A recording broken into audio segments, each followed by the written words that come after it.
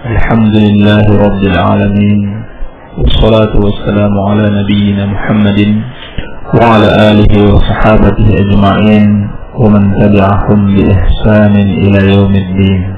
إخوان الطلبة dan para pendengar radio dakwah salafiyah rahimani wa rahimakumullah.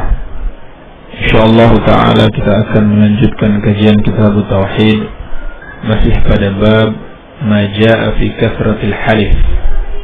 Dalil-dalil tentang orang yang banyak bersumpah, yakni berupa celaan terhadap orang-orang yang banyak bersumpah dengan nama Allah Subhanahu wa taala. Karena orang yang bersumpah dengan nama Allah Subhanahu wa taala atau memperbanyak sumpah dengannya menunjukkan ringannya nama Allah di sisinya. Bukan sesuatu yang dimuliakan, bukan sesuatu yang diagungkan, sehingga dengan mudahnya dia bersumpah dengan nama Allah Subhanahu wa taala. Apalagi dalam perkara yang tidak penting, dalam perkara duniawi atau dalam perkara yang tidak diperlukan sumpah di situ, atau bahkan bersumpah palsu dengan menyebut nama Allah Subhanahu wa taala. Telah datang sejumlah dalil-dalil baik dari Al-Quran dan As-Sunnah berupa celaan terhadap orang yang banyak bersumpah. Telah kita sebutkan kemarin perintah Allah Subhanahu wa ta'ala untuk menjaga sumpah, dan ulama menjelaskan di antara bentuk menjaga sumpah kita adalah dengan tidak memperbanyak bersumpah dengan nama Allah Subhanahu wa ta'ala, sehingga terkesan bahwa seakan-akan nama Allah itu begitu ringan, tidak dimuliakan, tidak diagungkan karena banyaknya seorang bersumpah dengan nama Allah Subhanahu wa taala. Baik, kita akan masuk pada dalil yang berikutnya, yaitu dalil yang ketiga. Qala al-muallif rahimahullahu taala wa an Salman radhiyallahu taala anhu anna Rasulullah sallallahu alaihi wasallam qala. Dari sahabat yang mulia Salman radhiyallahu taala anhu, beliau adalah Salman Al-Farisi, seorang sahabat yang mulia yang berasal dari Persia, dan beliau memiliki kisah yang sangat mengagumkan ketika beliau mencari kebenaran.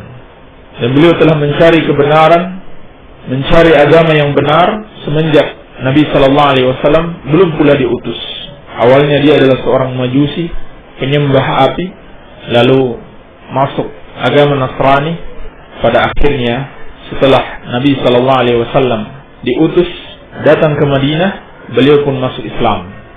Dan kedatangan beliau ke Madinah dari Persia itu karena wasiat pendeta Nasrani yang benar-benar masih mengikuti ajaran Nabi Isa alaihissalam.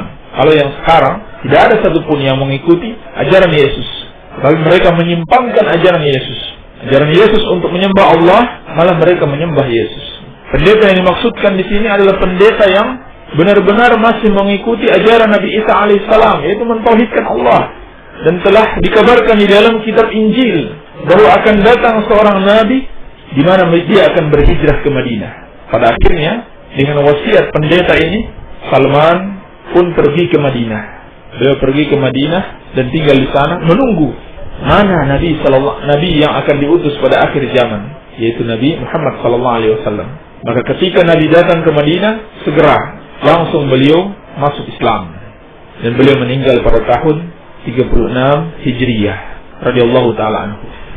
Beliau meriwayatkan anna Rasulullah sallallahu alaihi wasallam qala, bahwasanya Rasulullah sallallahu alaihi wasallam bersabda, "Salasatun la yukallimuhumullahu wa la yuzakkihim wa lahum 'adzabun alim." Ada 3 orang di mana Allah Subhanahu wa taala tidak mengajak mereka berbicara, tidak mensucikan mereka, dan bagi mereka ada azab yang sangat pedih. Ini pada hari kiamat. Yang pertama, ushaymitun zanin, orang tua, orang yang sudah beruban, yang berzina. Ini yang pertama. Wa'ailun mustakbir. Yang kedua, orang fakir miskin yang menyombongkan diri. Yang ketiga, warajulun ja'alallaha bida'atahu, dan seorang yang menjadikan Allah sebagai barang dagangannya. Bagaimana bentuknya? La yashtari illa biyaminih. dia tidak membeli kecuali dengan sumpah. Wala yabi'u illa biyaminih, tidak pula menjual kecuali dengan sumpah. Rawahu Tabrani bisanadin sahih.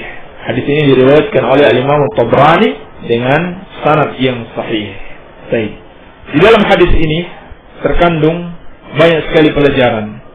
Namun yang terpenting dalam hadis ini yang berhubungan dengan bab ini, dalam hadis ini Nabi sallallahu alaihi wasallam mengabarkan tentang orang yang menjadikan Allah sebagai barang dagangannya dan hukuman yang akan Allah timpakan kepadanya.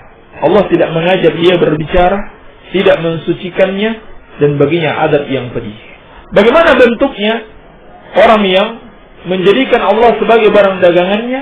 La yashtari illa biyaminihi, dia tidak membeli kecuali dengan sumpah. Wala yabi'u illa biyaminih, dan dia tidak menjual kecuali dengan sumpah. Iya. Jadi begitu ringan nama Allah di lisannya. Dia tidak mengagungkan nama Allah. Membeli dan menjual disertai dengan sumpah. Tujuannya tentunya untuk melariskan barang dagangannya. Maka tidak diragukan lagi perbuatan ini merupakan bentuk peremehan terhadap Allah Subhanahu wa ta'ala. Pelajaran lain yang bisa dipetik dari hadis ini, celaan terhadap usyaimitun zanin, orang yang sudah beruban, sudah tua, yang berzina. Dosanya lebih besar dibanding anak muda yang berzina. Sebab syahwatnya sudah berkurang, sudah lemah. Sesuatu yang mendorongnya untuk berbuat zina, yakni syahwat, itu sudah tidak seperti anak muda lagi. Maka dosanya lebih besar. Karena perzinahan yang dia lakukan tidak lain karena memang itu sudah kecintaannya terhadap kemaksiatan. Sudah memang karakternya suka berbuat maksiat. Sampai tua masih saja melakukan perzinahan. Padahal semestinya inilah saat yang paling tepat untuk bertobat. Oleh karena itu Allah Subhanahu wa ta'ala sangat mencintai anak muda yang menjaga dirinya dari kemaksiatan, anak muda yang bertobat. Dan sebaliknya Allah Subhanahu wa ta'ala membenci orang tua sudah tahu dekat pada kematian, masih saja berbuat dosa, melakukan perzinahan, dan belum mau bertobat. Anak muda dilarang berzina, anak muda diperintahkan untuk bertobat. Namun orang tua lebih dilarang lagi. Sebab sudah tidak ada yang menjadi pendorongnya untuk berbuat maksiat. Kekuatan sudah lemah, syahwat sudah berkurang. Apalagi yang diharapkan selain menunggu kematian? Maka hendaklah peringatan Nabi SAW ini menjadi renungan bagi kita semua. Kemudian yang kedua, wa'ailun mustakbir, orang fakir yang menyombongkan diri. Fakir miskin tidak memiliki harta, tapi menyombongkan diri. Orang kaya menyombongkan diri, itu sudah termasuk dosa. Dan orang kaya menyombongkan diri karena ada yang bisa dia sombongkan, yaitu hartanya. Tapi orang fakir, apa yang bisa dia banggakan? Harta tidak ada. Maka dosanya lebih besar lagi. Dosanya lebih besar lagi. Di hadis ini menunjukkan dosa itu menjadi besar ketika tidak ada atau sedikit pendorong kepada dosa itu. Ini pelajaran yang bisa dipetik dari hadis ini. Seperti kata Syekh dalam masailnya, at-tanbih ala anna dzamba ya'zum ma'a qillatid da'i. Dalam hadis ini terdapat peringatan bahwasanya dosa itu membesar apabila pendorong melakukan dosa itu kecil. Dosa itu menjadi besar apabila pendorong melakukan dosa itu kecil. Kalau anak muda berzina, termasuk dosa besar. Tetapi orang tua berzina, dosanya lebih besar lagi. Karena pendorong dia untuk berbuat zina, itu sudah menjadi kecil. Demikian pula, orang kaya yang sombong, dosa besar. Tetapi orang fakir yang sombong, dosanya lebih besar lagi. Karena tidak ada sesuatu yang mendorong dia untuk menyombongkan diri. Dan sombong itu ada dua bentuk. Sombong itu bukanlah orang yang ingin bajunya bagus, penampilannya terlihat indah, terlihat keren, mobilnya bagus. Bukan itu orang yang sombong. Tapi orang yang sombong ada dua bentuk. Seperti yang disampaikan Nabi SAW dalam hadis yang diriwayatkan oleh Imam Muslim dari Abdullah bin Mas'ud radhiyallahu taala anhu, al-kibru batrul haq wa ghamtun nas. Sombong itu adalah menolak kebenaran dan menganggap remeh manusia. Ini yang namanya sombong. Ini orang yang sombong adalah orang yang menolak kebenaran.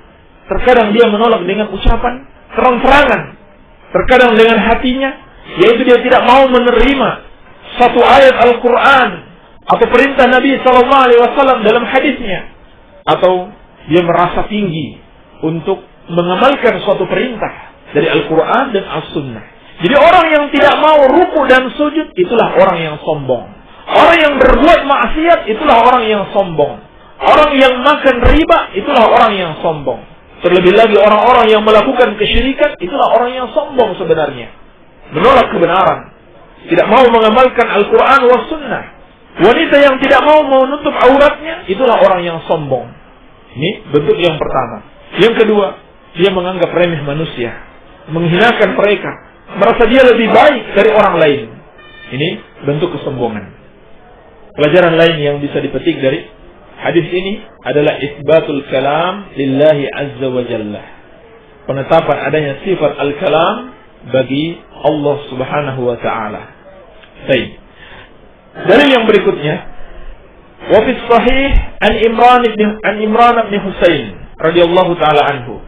Dan dalam kitab As-Sahih, yakni Sahih Bukhari dan Sahih Muslim, dari sahabat yang mulia Imran bin Husain, semoga Allah meridhoinya, beliau berkata, qala Rasulullah sallallahu alaihi wasallam. Rasulullah sallallahu alaihi wasallam bersabda, khairu ummati qarni. Sebaik-baik umat adalah kurunku, generasiku, yaitu para sahabat. Tsumma alladzina yalunahum. Kemudian generasi yang datang setelah mereka, yaitu murid-murid para sahabat atau tabi'in. Tsumma alladzina yalunahum.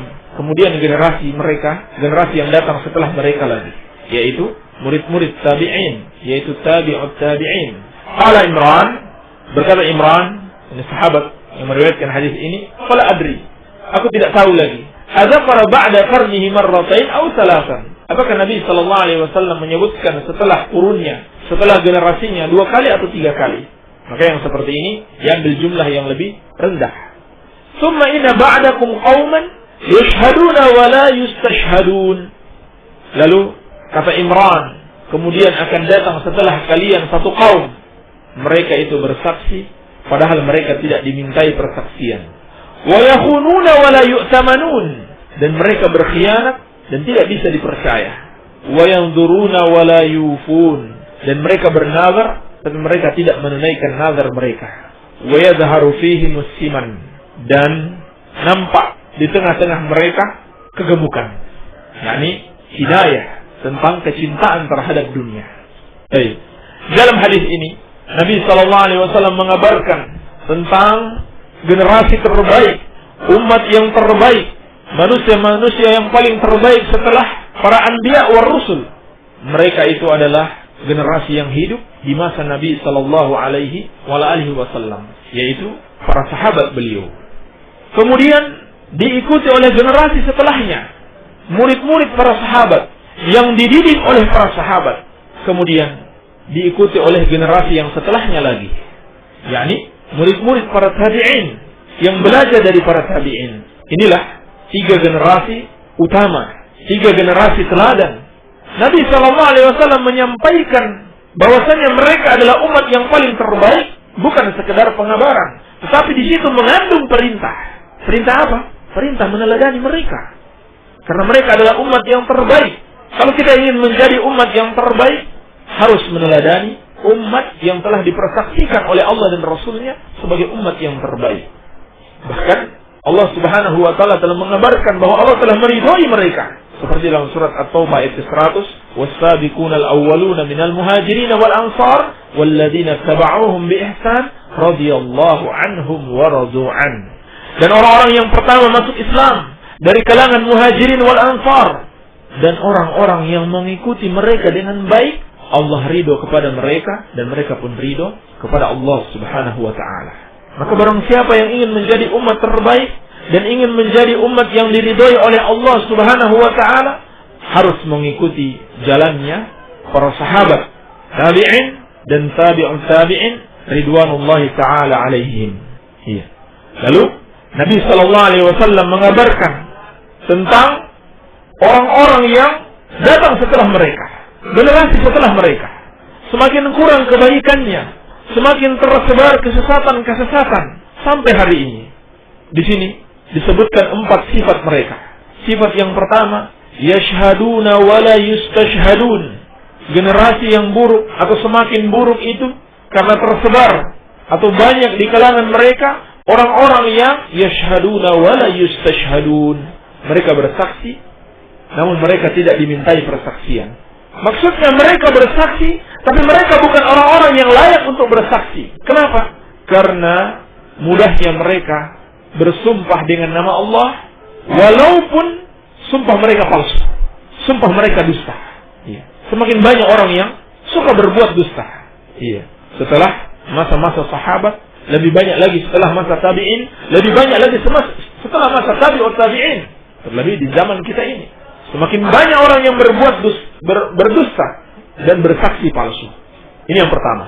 Ini yang menjadi syahid pada bab ini tentang orang-orang yang bersumpah palsu dengan menyebut nama Allah Subhanahu wa taala. Dan hal itu tersebar setelah masa-masa yang mulia, masa-masa yang paling afdal, yaitu 3 generasi pertama umat Islam. Kemudian yang kedua, wa yakhununa wa la yu'tamanun. Mereka itu pengkhianat dan tidak bisa dipercaya. Ini sifat mereka. Wa yanzuruna wa la yufun. Yang ketiga, mereka bernazar tapi tidak menunaikan nazar mereka. Kemudian yang keempat, wa yazharu fihi musliman, dan nampak di tengah-tengah mereka kegemukan. Ini kata kinayah terhadap kecintaan mereka terhadap dunia, yang mereka perhatikan bagaimana mensejahterakan badan mereka atau kehidupan dunia mereka saja dan tidak peduli dengan kehidupan akhirat. Oleh karena itu, mudahnya mereka bersumpah, mudahnya mereka mengucapkan nama Allah walaupun untuk satu persaksian palsu atau sumpah dusta. Baik. Wa fihi an ibni Mas'ud radhiyallahu taala anhu. Juga diriwayatkan oleh Al-Imam Al-Bukhari dan Imam Muslim dari Abdullah bin Mas'ud, semoga Allah meridhoinya, anna Nabiy sallallahu alaihi wasallam qaal, bahwasanya Nabi sallallahu alaihi wasallam bersabda, khairun nasi qarni thumma alladhina yalunahum thumma alladhina yalunahum. Sebaik-baik manusia adalah generasiku, kurunku, yakni para sahabat, kemudian generasi setelah mereka, yaitu anak-anak mereka atau murid-murid mereka, yaitu tabi'in yang mengambil ilmu dari mereka dan mengamalkannya, tsummal ladzina yalunahum, kemudian generasi setelah mereka lagi, yaitu tabi'ut tabi'in, yang belajar dari para tabi'in. Ini sama dengan hadis yang sebelumnya. Nabi sallallahu alaihi wasallam mengabarkan tentang manusia-manusia terbaik, umat yang paling terbaik, dan bukan sekedar pengabaran, tetapi di situ mengandung perintah untuk meneladani mereka. Di mana ketika itu agama mereka adalah tauhid dan sunnah. Mereka tidak mengetahui yang namanya kebid'ahan. Para sahabat tidak sedikit pun melakukan kebid'ahan. Demikian pula yang mengikuti para sahabat dengan baik, mereka tidak melakukan kebid'ahan. Mereka hanya mencontoh Rasulullah sallallahu alaihi wa ala alihi wasallam. Mereka mentauhidkan Allah dan ittiba kepada sunnah Rasulullah sallallahu alaihi wa ala alihi wasallam. Mereka lah yang kita jadikan contoh, karena mereka adalah umat yang terbaik, tidak ada tandingannya. Iya.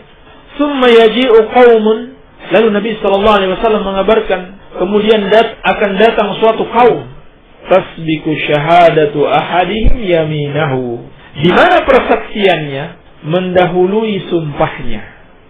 Wa yaminuhu syahadatahu, dan terkadang sebaliknya, sumpahnya mendahului persaksiannya. Ini maknanya karena sedikitnya atau kurangnya kepercayaan manusia terhadap mereka. Iya. Kurangnya kepercayaan manusia, sehingga ketika mereka bersaksi harus didahului dengan sumpah. Atau sebaliknya, setelah mereka bersumpah baru mereka bersaksi. Iya. Baru mereka bersaksi. Kenapa? Karena mereka kurang dipercaya. Berbeda dengan generasi sebelumnya. Iya. Ini makna yang pertama tentang sabda Nabi sallallahu alaihi wasallam, "Tsumma yaji'u qaumun tasbiqu syahadatu ahadihim yaminahu wa yaminuhu syahadatahu." Kemudian datang suatu kaum di mana persaksiannya mendahului sumpahnya, atau sebaliknya sumpahnya mendahului persaksiannya, yakni karena kurangnya kepercayaan orang terhadap mereka. Mana yang kedua, bahwasannya ini adalah kata kinayah yang menunjukkan bahwa mereka tidak peduli dengan persaksian dan sumpah. Mereka tidak peduli dengan persaksian dan sumpah. Artinya mudah sekali mereka bersumpah. Nama Allah Subhanahu wa ta'ala ringan di lisan mereka. Sedikit-sedikit mereka bersumpah, menunjukkan ringannya nama Allah di sisi mereka, dan mereka tidak mengagungkan nama Allah Subhanahu wa ta'ala tersebut. Iya. Maka di dalam hadis ini terdapat pelajaran yang sangat berharga, yaitu tercelanya terburu-buru di dalam bersumpah dan bersaksi. Zammut tasarru' fi syahadati wal yamin. Tercelanya orang-orang yang terburu-buru dan sering bersaksi dan bersumpah. Apalagi kalau yang dia ucapkan adalah persaksian palsu atau sumpah palsu. Di dalam hadis ini, juga hadis yang sebelumnya, terdapat pelajaran yang lain, yaitu alamun min a'lamin nubuwah. Salah satu tanda dari tanda-tanda kenabian. Apa itu? Yakni berita ghaib yang disampaikan oleh Nabi SAW benar-benar terjadi, menunjukkan beliau seorang nabi. Karena Allah Subhanahu wa ta'ala tidak mengabarkan apa yang terjadi di masa depan kecuali kepada seorang nabi, tidak kepada manusia biasa. Adapun manusia biasa itu yang mengaku mengetahui apa yang terjadi di masa depan, maka namanya adalah dukun. Seperti yang pernah kita bahas, di mana mereka mencuri berita, mendengarkan berita-berita dari langit yang dicuri oleh syaitan. Lalu dengan itu mereka menipu manusia. Baik. Dari yang terakhir, dari perkataan salaf. Qala Ibrahim, berkata Ibrahim, beliau adalah Abu Imran, Ibrahim bin Yazid An-Nakha'i Al-Kufi, dari generasi tabi'in dan dari ulama mereka. Salah seorang murid dari Abdullah bin Mas'ud radhiyallahu taala anhu. Sepertinya perkataan beliau ini masih ada hubungannya dengan hadis yang sebelumnya. Sebab beliau adalah murid Abdullah bin Mas'ud radhiyallahu taala anhu, dan hadis yang sebelumnya dari Abdullah bin Mas'ud.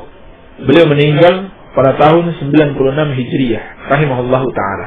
Beliau mengatakan, "Kanu yadribunana 'ala syahadati wal ahdi wa nahnu sighar." Dahulu mereka, yaitu para sahabat, memukul kami untuk mendidik dalam persaksian dan sumpah, wa nahnu sighar, dan ketika itu kami masih kecil. Ketika itu kami masih kecil. Ini ceritanya anak-anak para sahabat dipukul dalam masalah persaksian dan sumpah, yaitu ketika mereka bersumpah palsu, dipukul oleh orang tuanya. Kanu yadribunana 'ala syahadati wal ahdi wa nahnu sighar. Dahulu para sahabat, ini orang tua kami memukul kami atas persaksian dan sumpah. Maksudnya di sini bersumpah palsu atau persaksian palsu. Nah, biasa anak-anak yang belum mengerti. Sehingga kalau mereka bersumpah palsu atau bersaksi palsu, bersaksi dusta, dipukul oleh orang tuanya. Wa nahnu sighar, dan ketika itu kata Ibrahim An-Nakha'i rahimahullahu taala, kami masih kecil. Baik. Di dalam asar ini terdapat pelajaran yang sangat berharga, yaitu perhatian salaf, perhatian para sahabat tabi'in dalam mendidik anak-anak mereka. Dan di antara bentuk pendidikan yang sangat perlu untuk mereka untuk berkata jujur, terutama di dalam persaksian dan di dalam sumpah atau perjanjian. Al-syahadati wal ahdi, persaksian dan perjanjian harus berlaku jujur. Tidak boleh bersumpah palsu, tidak boleh berkhianat atas sebuah perjanjian. Tidak boleh bersumpah palsu atas persaksian, dan tidak boleh berkhianat atas sebuah perjanjian. Ini di antara perkara yang sangat diperhatikan oleh salaf dalam mendidik anak-anak mereka. Iya. Maka hubungannya dengan bab ini, orang yang banyak bersumpah akan mengantarkan pada sumpah palsu, sampai-sampai dalam masalah dusta sekalipun dia berani bersumpah dengan nama Allah Subhanahu wa ta'ala. Dalam asal ini juga terdapat pelajaran bolehnya memukul anak-anak dalam rangka mendidik mereka. Bahkan ini adalah manhaj para sahabat sebagai tahqiq dari perintah Nabi sallallahu alaihi wasallam, wadribuhum li ashrin, wadribuhum 'alaiha li ashrin, pukulan mereka kalau tidak mau melaksanakan sholat ketika umur mereka sudah 10 tahun. Sebelumnya diperintahkan dulu. Kalau tidak mau sholat sudah sampai 10 tahun, dipukul. Tetapi pukulan kepada anak-anak bukan sembarang pukulan yang tidak memiliki aturan. Pukulan terhadap anak-anak dalam rangka mendidik dalam Islam itu ada aturannya. Al-Syeikh Al-Utsaimin rahimahullah ta'ala menjelaskan ada 5 syarat bolehnya memukul anak-anak dalam rangka mendidik. Syarat yang pertama, anak itu memang sudah layak dipukul, sehingga dia mengerti apa maksud pukulan tersebut. Kalau anak kecil yang belum mengerti apa-apa, seperti bayi, kalau dipukul tidak ada manfaatnya. Dia tidak mengerti untuk apa dia dipukul. Ini syarat yang pertama. Syarat yang kedua, yang memukul itu adalah walinya, bukan orang lain. Adalah walinya, atau yang diberikan kuasa oleh walinya. Mungkin gurunya boleh memukulnya dalam rangka mendidik. Syarat yang ketiga, tidak boleh berlebih-lebihan. Tidak boleh berlebih-lebihan di dalam memukul. Baik cara memukulnya maupun jumlah pukulan, tidak boleh berlebihan. Pukul sekedarnya saja. Sehingga di dalam syariat dilarang memukul wajah. Dilarang memukul wajah. Ini tidak boleh. Ini tidak benar. Apa yang dilakukan sebagian guru-guru di sekolah, menampar siswanya, atau dilakukan oleh orang tua sampai menampar anaknya, ini tidak benar. Tidak boleh. Tidak boleh seorang suami mendidik istrinya dengan menampar wajahnya, atau orang tua dan guru menampar anak didik mereka. Ini tidak boleh. Tidak boleh memukul di wajah. Demikian pula tidak boleh dipukul pada daerah-daerah yang berbahaya, yang bisa membawa pada kematian atau sakit parah. Jadi bukan sembarang pukulan. Kemudian yang keempat, boleh memukul anak apabila memang yang dia lakukan adalah sesuatu yang layak dipukul. Kalau cuma sekedar kesalahan ringan yang cukup diingatkan, tentunya tidak boleh untuk memukulnya. Kemudian yang kelima, maksud dari pukulan tersebut untuk pendidikan, bukan untuk balas dendam. Ini syarat. Jadi bukan pukulan untuk menyakiti, cuma sekedar mengingatkan. Oleh karena itu tidak perlu berlebih-lebihan. Tidak boleh berlebih-lebihan. Karena tujuannya untuk mendidik, bukan untuk balas dendam.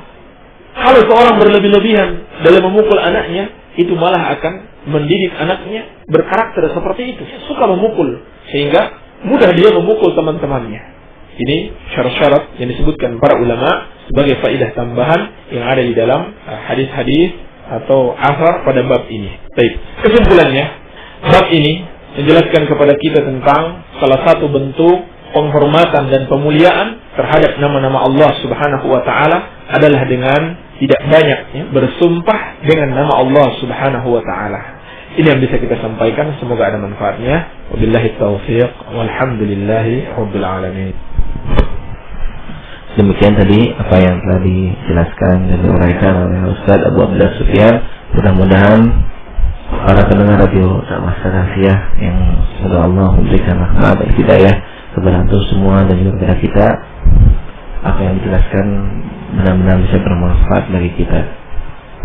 Dan kita masuki sesi pertanyaan dan jawaban. Bagi para pendengar kami persilakan, bagi yang ingin bertanya silakan saja kirimkan pertanyaannya melalui SMS ke nomor 0813 949 721 72127 0813 949 72127. Dan sudah ada pertanyaan yang masuk. Alhamdulillah, mudah-mudahan bisa dijelaskan oleh Ustaz. Mungkin langsung saja kepada Ustaz untuk menjelaskan. Bismillahirrahmanirrahim. Wassalatu wassalamu ala Rasulillah. Bagaimana dengan mainan anak dari karet atau plastik atau kayu berbentuk hewan atau boneka, banyak dijual belikan, haramkah? Kayaknya sudah kemarin ya. Ini juga telah difatwakan haram oleh para ulama. Mainan anak-anak yang berbentuk gambar bernyawa, sama saja, tidak boleh. Adapun mainannya Aisyah radhiyallahu anha yang disebutkan dalam hadis, itu dijelaskan para ulama tidak persis berbentuk makhluk bernyawa.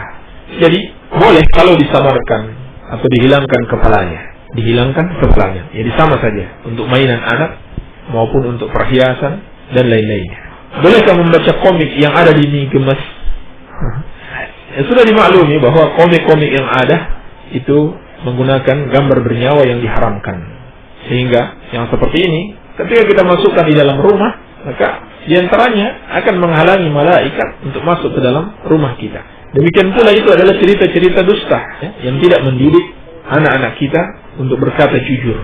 Sehingga dulu generasi salaf mencela para qasas, para tukang-tukang cerita. Ini dicela oleh generasi salaf. Demikian pula hal itu hanya membuang-buang waktu saja. Sebaiknya baca kisah-kisah yang sahih, baik kisah para anbiya war rusul maupun kisah para sahabat. Pak Kiai, kalau makan sambil berdiri boleh enggak? Ada dalilnya enggak? Makan sambil berdiri hukumnya makruh, namun tidak sampai pada keharaman. Sebab ada dalil yang melarang dan ada dalil yang membolehkan. Sehingga hukumnya tidak sampai haram, namun sampai pada hukum makruh. Adapun dari dalil yang melarang, seperti dalam hadis Al-Bukhari dari Qatadah dari Anas bin Malik dari Nabi sallallahu alaihi wasallam bahwasanya beliau bersabda, atau kata Anas, annahu naha ayyashrab ar-rajulu qa'iman. Bahwasanya Nabi sallallahu alaihi wasallam melarang seseorang untuk minum sambil berdiri.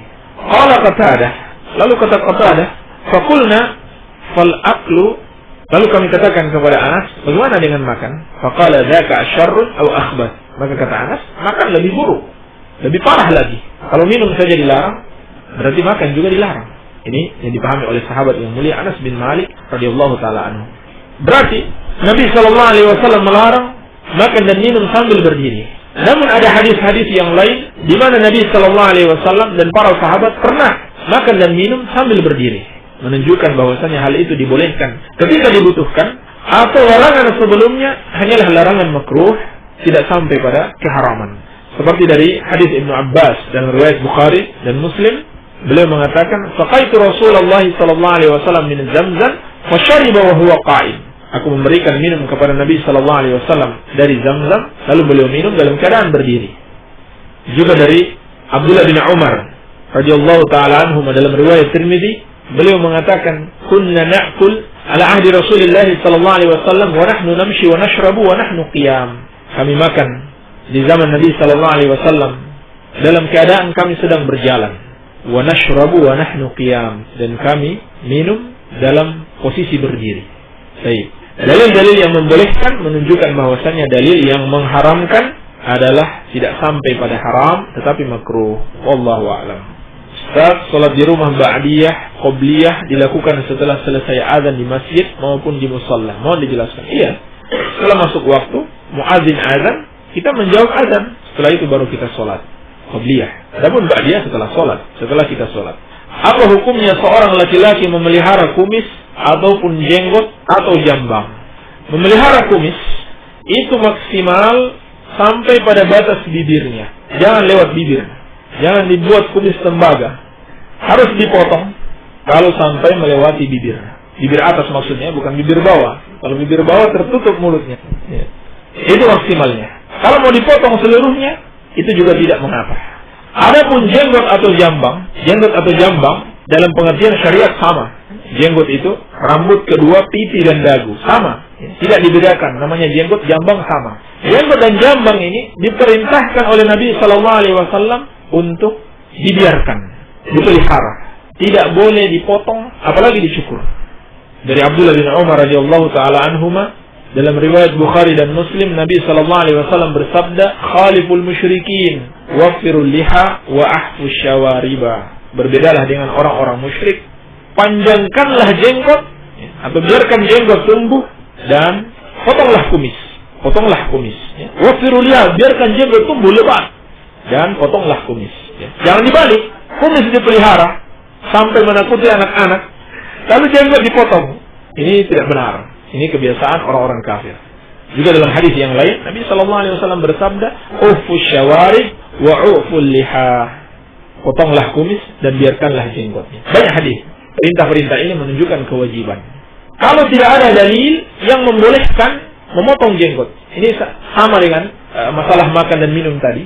Nabi sallallahu alaihi wasallam melarang makan dan minum. Tetapi ada hadis Nabi sallallahu alaihi wasallam makan dan minum, menunjukkan tidak haram tapi makruh. Tetapi dalam masalah jenggot, Nabi sallallahu alaihi wasallam melarang memotong jenggot. Namun tidak ada hadis yang membolehkan memotong jenggot, berarti hukumnya haram, tidak makruh. Baik. Bagaimana hukumnya bekerja di perpajakan, PNS? Bagaimana dengan pegawai security-nya?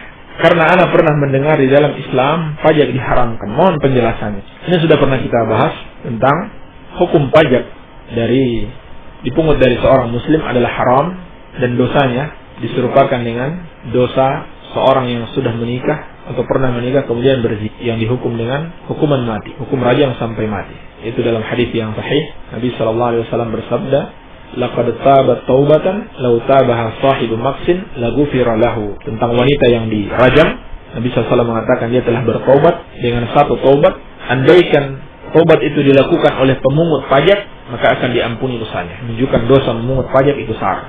Maka tidak sepatutnya bekerja di lembaga-lembaga seperti ini. Demikian pula security-nya, yaitu tolong menolong untuk memuluskan transaksi perpajakan. Namun telah kita sebutkan tentang pengecualian seperti yang difatwakan Syekh Shalih Al-Fauzan. Kalau pemerintah butuh, pemerintah miskin butuh dengan pajak untuk misalkan membiayai tentara. Tentara adalah hal yang darurat, artinya yang mendesak, yang sangat dibutuhkan dalam satu negara. Maka seperti ini dibolehkan, wallahu a'lam. Kalau ada laki-laki mengucapkan salam kepada wanita bukan mahrimnya, apakah wajib dijawab? Sedangkan suara itu masih termasuk aurat. Suara wanita yang dilarang, yang termasuk aurat, adalah suara yang dilemah lembutkan. Allah Subhanahu wa taala berfirman dalam Al-Qur'an, "Fala takhda'na bil qaul fayatma'a alladhi fi qalbihi marad." Janganlah kalian wahai para wanita itu melemah lembutkan suara kalian sehingga berkeinginanlah orang yang di hatinya ada penyakit. Sehingga kalau wanita mengucapkan salam tidak apa-apa dijawab, dan kalau dia melemah lembutkan suaranya hendaklah dinasihati. Jadi kalau sudah berwudu suami menyentuh anggota tubuh, misalnya menyentuh tangan, apakah batal? Apakah wudunya batal? Ada sebagian ustaz yang mengatakan batal dan sebagian mengatakan tidak batal. Yang benar yang mana? Yang benar tidak batal sepanjang tidak keluar sesuatu dari kemaluannya, baik kemaluan suami atau istri. Batal masing-masingnya apabila masing-masing mengeluarkan sesuatu. Karena telah disebutkan dalam hadis yang sahih, diriwayatkan oleh Al-Imam Abu Dawud At-Tirmidzi dan disahihkan oleh Syekh Al-Albani dari Aisyah Ummul Mukminin radhiyallahu taala anha, beliau berkata, "Kana Nabi sallallahu alaihi wasallam yuqabbilu ba'd azwajihi thumma yusalli wa la yatawadda." Nabi sallallahu alaihi wasallam pernah mencium salah seorang istrinya, kemudian beliau salat dan tidak berwudu lagi. Jelas ya, sambil mencium, bukan sekedar memegang. Asalkan tentunya tidak berhubungan suami istri. Maksudnya tidak melakukan jima, sekedar memegang, mencium tanpa keluar sesuatu di kemaluannya, yaitu keluar madhi, tidak membatalkan wudu berdasarkan pendapat yang benar dari pendapat para ulama. Adapun yang di dalam Al-Quran, aulamastumun nisa, tentang pembatal wudu atau kalian menyentuh wanita, menyentuh di sini maksudnya jima, seperti telah sahih dari Abdullah bin Abbas radhiyallahu taala anhuma, beliau mengartikan atau menafsirkan yang dimaksud dengan aulamastumun nisa adalah jima. Baik. Mohon dibacakan bacaan salat yang sesuai sunnah dari mulai takbir sampai salam. Terima kasih, hamba Allah dirancang. Ini banyak sekali kalau kita mau baca.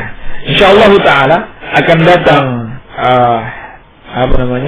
kesempatan khusus ya, untuk membahas tentang tata cara salat Nabi sallallahu alaihi wasallam sesuai sunnah. Tata cara salat Nabi sallallahu alaihi wasallam sesuai sunnah. Atau sebagiannya insyaallah akan kita bahas dalam pelajaran fikih pada hari Rabu ba'da maghrib.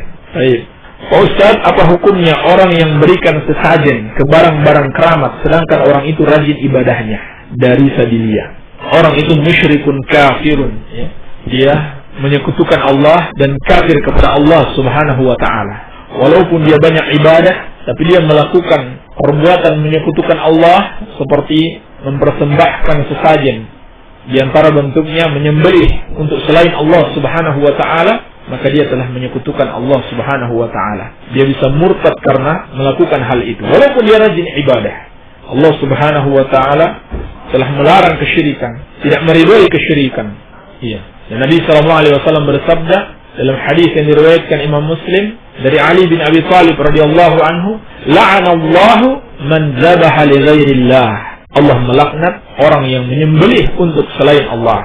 menyembelih kerbau lalu ditanam di bawah pohon keramat atau di bawah batu keramat, kubur keramat, gunung keramat. Ini bentuk menyekutukan Allah Subhanahu wa taala. Walaupun di sisi lain dia banyak ibadah, sama saja. Ini seperti yang Allah firmankan, amilatun nasibah tasla naran hamiyah. Capek-capek mereka beribadah, tetapi akhirnya masuk neraka.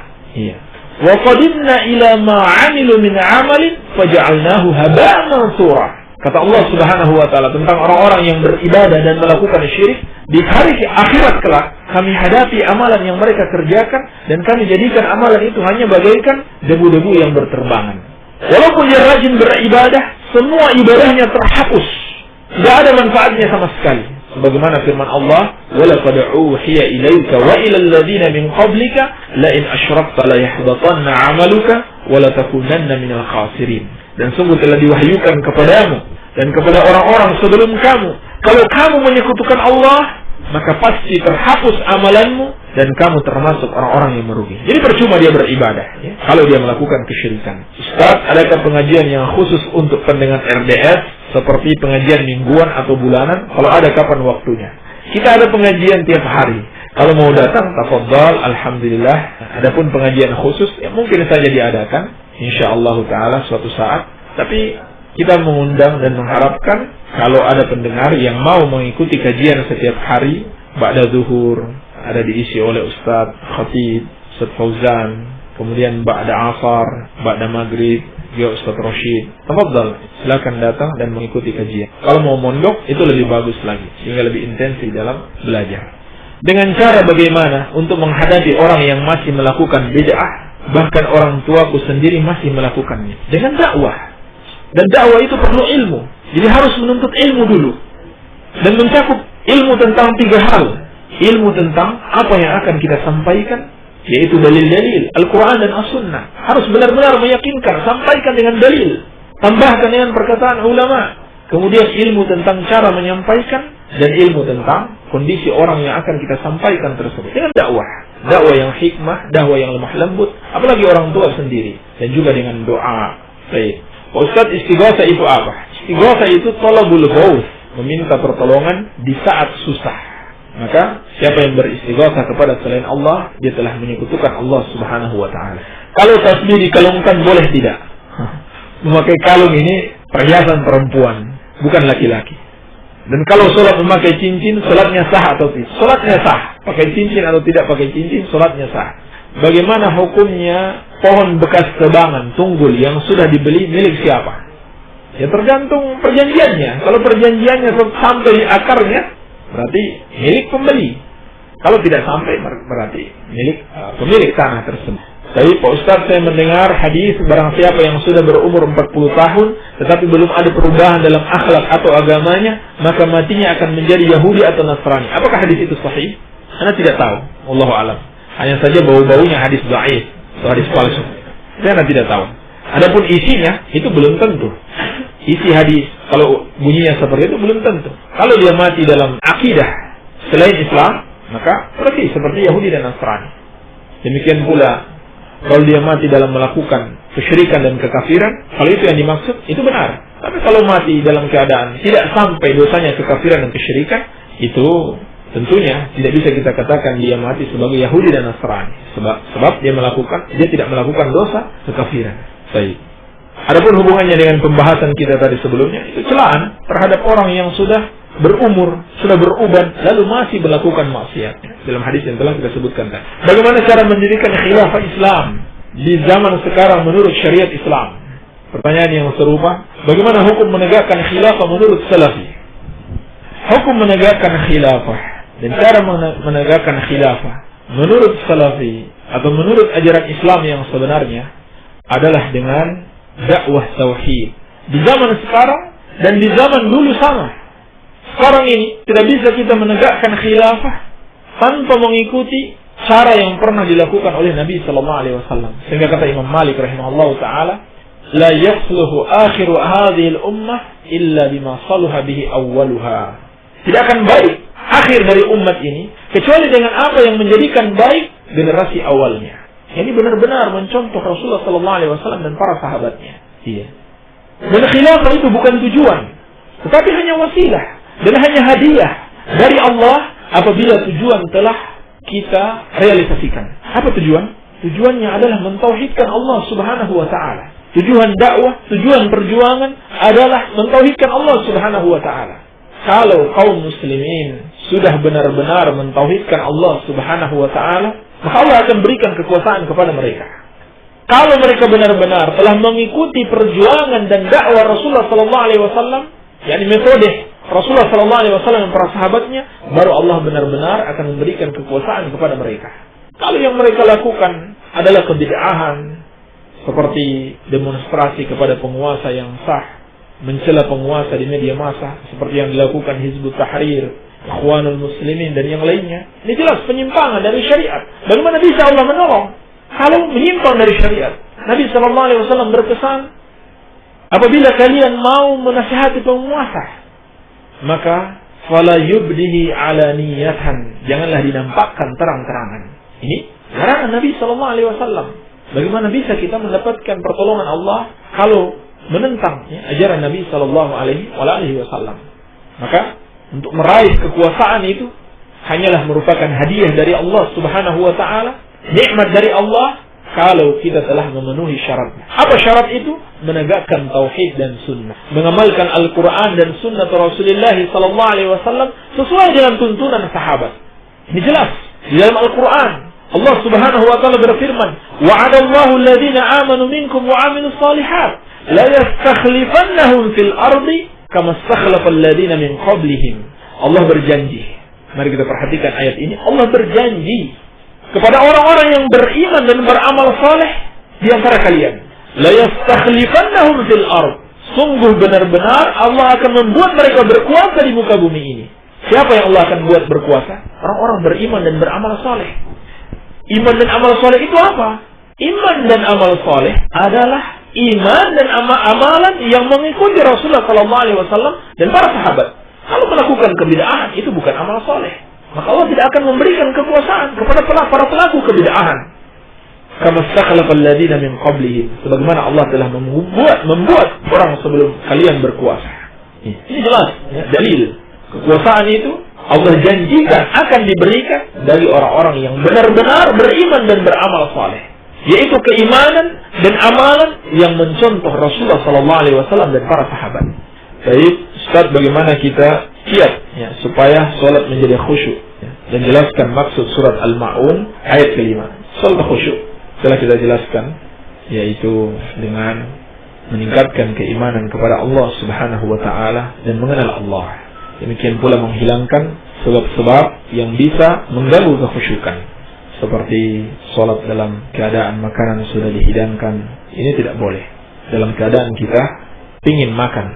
Demikian pula sholat dalam keadaan menahan buang angin atau menahan kencing. Ini juga tidak boleh, karena mengganggu kekhusyukan.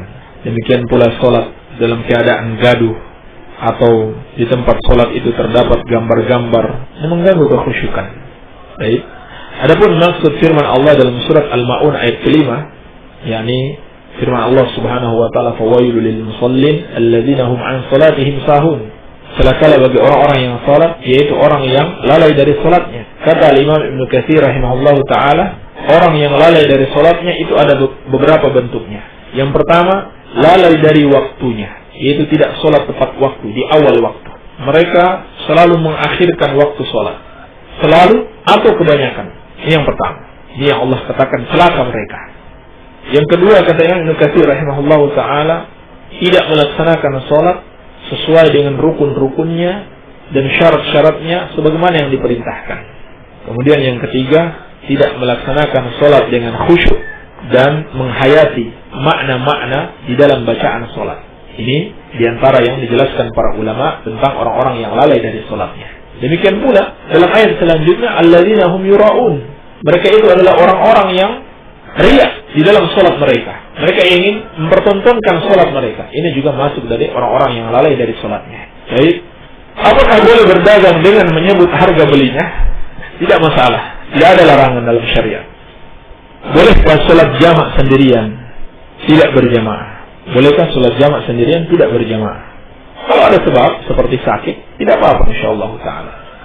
Ustaz, apa beda antara kafarah yamin, kafarah sumpah, dan kafarah orang yang melanggar larangan Allah, seperti orang yang bunuh orang lain?